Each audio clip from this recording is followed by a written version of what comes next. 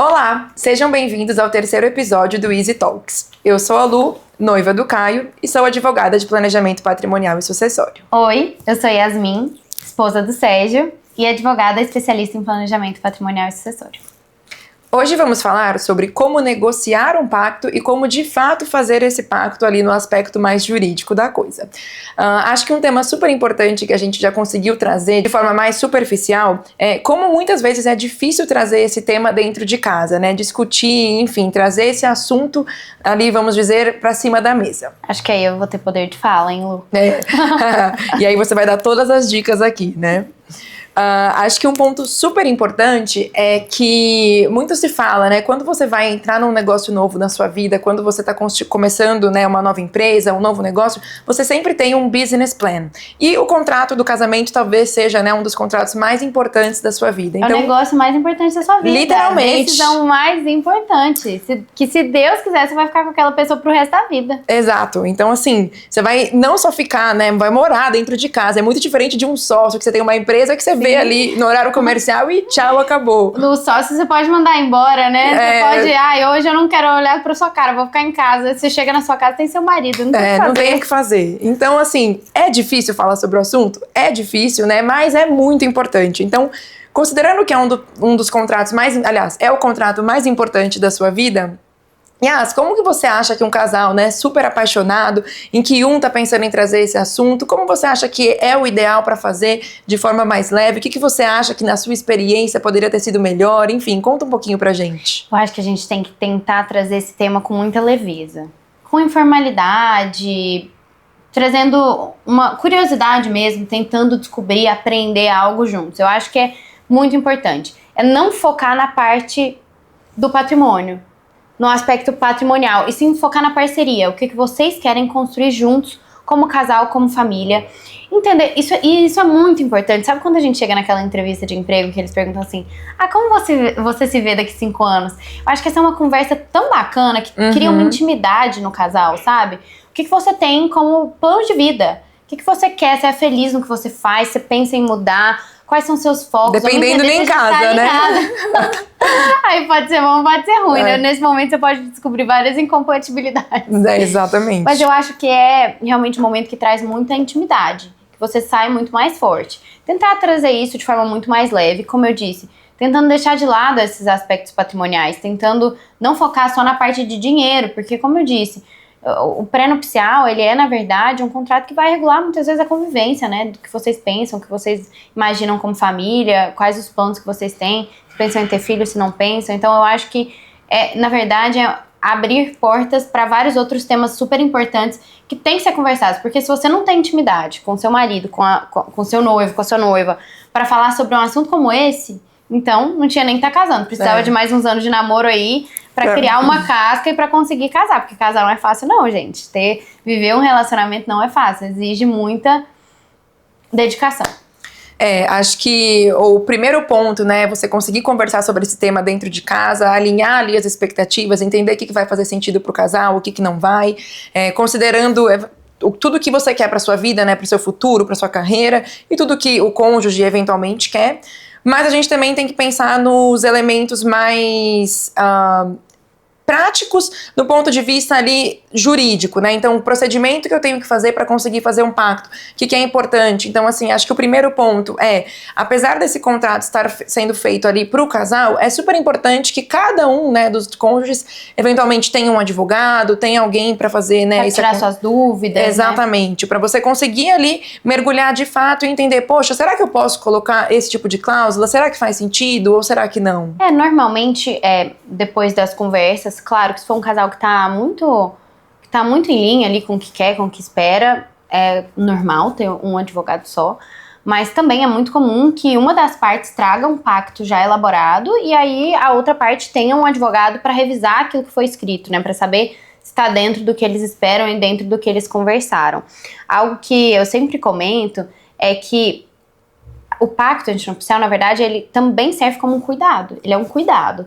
É você se preocupar que, nossa, a gente tá falando aqui de um cenário de divórcio, mas não necessariamente é pra tratar disso. Isso foi uma incapacidade, um acidente que a pessoa sofre que vai ficar inválida, um falecimento, uma invalidez na família. Como é que a gente vai conseguir trazer esses aspectos também particulares para dentro do casamento, né?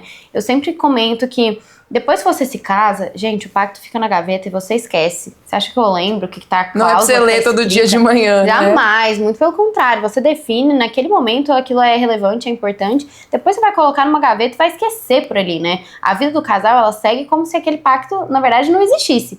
Mas é muito importante que a gente saiba as regras do jogo, que a gente entre no jogo sabendo como jogar, a verdade é essa. Então, acho que isso aqui é muito importante. É como um seguro, né? Você não vai olhar para aquele seguro, não vai ler a pólice de seguro todo dia, mas você sabe que se você precisar, você já determinou ali como que as coisas vão funcionar. É exatamente isso, Lu. É um seguro de vida, que você espera que você não precise utilizar, mas você sabe que se acontecer alguma coisa, uma invalidez, uma incapacidade, que a sua família pelo menos está segura, né? Que você já determinou que aquele seguro faça um pagamento ali para sua família se manter pelos próximos meses, anos, enfim. Eu acho que isso é muito importante. Você tocou num ponto que é primordial. E aí a gente pode até entrar nesses aspectos sucessórios, que os pactos podem ter algum impacto, ou até que os regimes de casamento vão trazer. Qual é o impacto do regime de casamento na sucessão? Sim, que até foi um tema que a gente trouxe ali, né, de uma forma também um pouco superficial. Então, o cônjuge, ele sempre ele sempre entra como herdeiro, né, não necessariamente como herdeiro, ele vai ser meeiro, então ele já tem uma parcela daquele patrimônio, né, já é considerada dele, ou no regime de separação total, o cônjuge entra como herdeiro. Mas no pacto, você consegue estabelecer ali, né, algumas cláusulas que façam sentido para a família, claro, respeitando o que está na lei, mas pensando numa certa organização do patrimônio, né? Com certeza. Na verdade, a depender do regime de casamento, ou o cônjuge ele vai ser meeiro somente, no regime de comunhão total de bens, por exemplo, de universal de bens, enfim. O cônjuge pode ser meeiro e herdeiro também, herdeiro do patrimônio particular, meeiro, que quer dizer que ele tem direito à metade do que foi constituído em conjunto. Então, eu posso ter um cônjuge meeiro e herdeiro na comunhão parcial de bens, por exemplo. A gente vai trazendo uma complexidade ali para também pensar nessa parte sucessória que é incrível. E no caso de separação total de bens, a gente vai ter ali o cônjuge como herdeiro somente, porque não existe patrimônio comum, ele é só herdeiro. Então, ele vai ser herdeiro em concorrência com os filhos.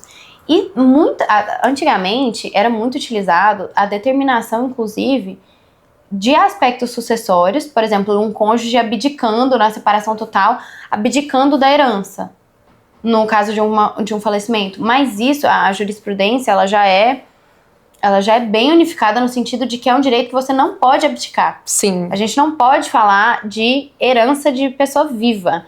Então, eu digo que a jurisprudência entende que não é um direito seu falar disso agora, né? Então, que você não pode simplesmente abdicar disso no pacto. Não tem validade nenhuma. Existem muitos pactos que foram concebidos dessa forma, mas que não tem a menor validade jurídica. E esse é um cuidado que a gente tem que ter, porque o papel tudo aceita, né? Se o cartório vai aceitar, já é outra história, mas o papel tudo admite. Agora, se isso tem realmente um impacto jurídico, validade jurídica, já é outra história. Por isso que é sempre bom você ter um bom advogado, né, para te aconselhar ali nesse momento de fazer a eleição das cláusulas, do regime e tudo mais.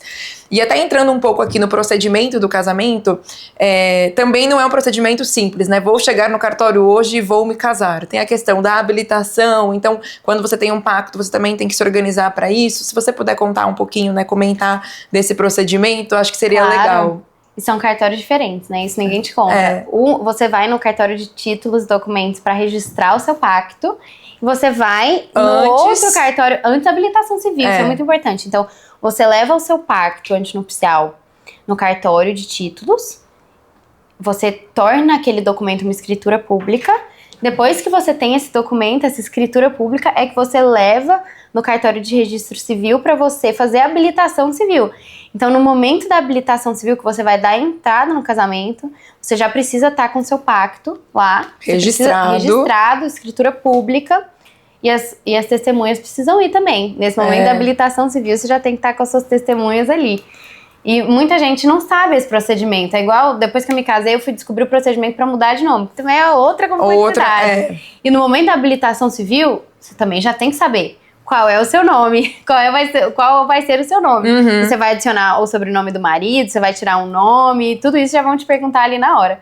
E tem também o prazo, né? Você tem os 30 dias. Sim, exato. Então, assim, acho que até já deve ter acontecido do casal eventualmente ter que postergar o casamento civil. Quase justamente comigo. aí. O religioso, a igreja exigia já a habilitação civil, casamento civil. Na verdade, o meu casamento foi religioso com efeito civil. Uhum. Mas ali eles já exigiam que eu tivesse com a minha habilitação feita.